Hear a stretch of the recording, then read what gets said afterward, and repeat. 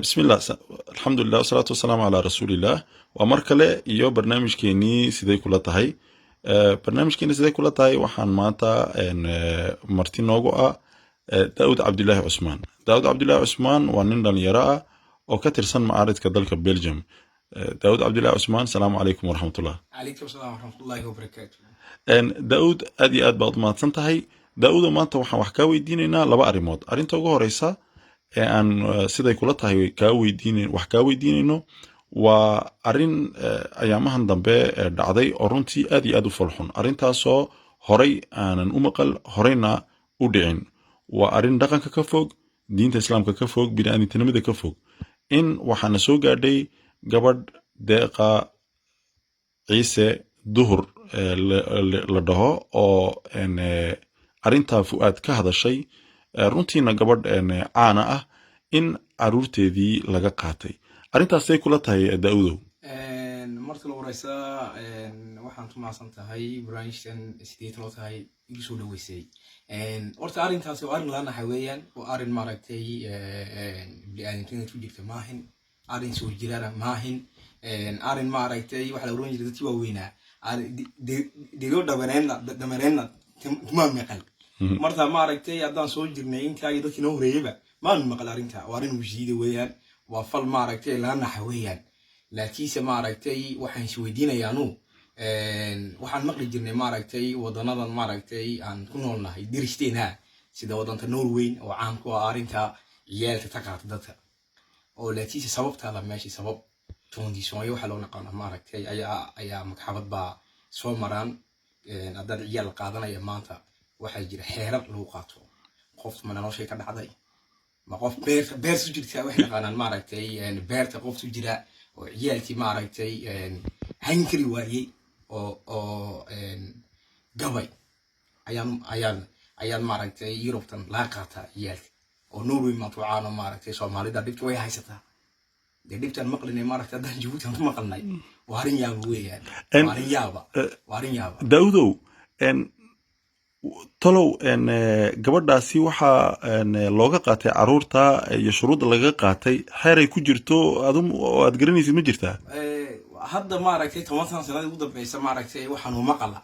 xeer qoys la sameeyay walbilow maaragtay umada reejibuuto xeerka qoyska dib u eego bal fiiriya bal maaragtay shuruudaha ciyaalka la sara qaadan karayo idin dadka reejibuuto xama khiyaanba anoo tamid maaragtay xeerka wali ma akhrin waxa la tiisaan aan galaya si maaragtay wax akhrisanaa xeerka qoyska inaan akhristo oo sababaha maaragtay ciyaalka loo qaado in ku dhex jirto wallahi yaaba qofta uu macaarid noqdo oo maaragtay uu ka hadlo qof walaalkiiyo dulmina inay ku dhex jirto waa loo malay wadano marka waxaad is leedahay qodobka deeqa looga qaatay caruurta waa qodob xeerka qoyska ku jira oo ah in qofku hadduu mucaarad noqdo amba uu arin dulmi ah ka hadlo in caruurta laga qaadan karo wadano waxay ila tahay branchtan maaragtay waxay ila tahay weeyaan markaan xeertii aan waayay idan xeertii Yurubtan maaragtay ciyaalka loo qaadanayo maanta internetka waa loo qori karaa صح waa la heli karaa waan gartay xeerta Jabuuti waa naqaanayo maaragtay horaan u maqli lahayn oo dad badan waxaan garananaa maaragtay oo shuruudaha Yurubta taala Jabuuti taalo maanu maqal wax la qaatay marta way la tahay asay kula way la tahay weeyaan waad ku mahadsan tahay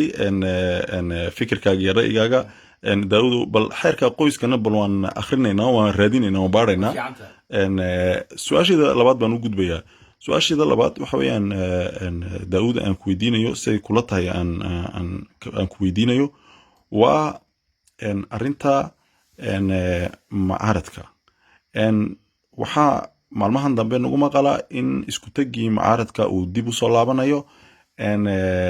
runtii waana arin wanaagsan inuu macaaradku isku soo laabto oo uu hogaamiyo umadiisa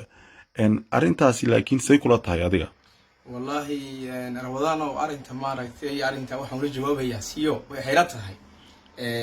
waxaan u malayaa Djibouti waxa la galay hadda maaragtay 2013 ina la shutiyo oo maaragtay ummadii Djibouti la sameeyay dalab okay xasuusin inuu yeelaanin laakiinse waxa kamid ahaataa inay odayaashii joogay qaar dhinteen hadda ilaahay oo naxariisto الله نحرس marka fikirkii yaale waxay ahayd dadkan oo talinana dadkan waa talinana ducada nagu dara anaga hor kacayne ducada nagu dara laakiin maanta dhinacii dambe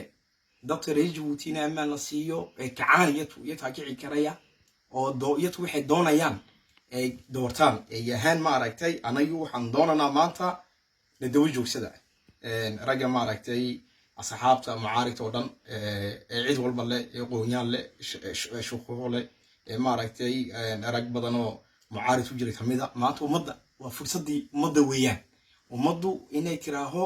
maanta anaga doonana sidan noo daaya bas ummadda inaa taageero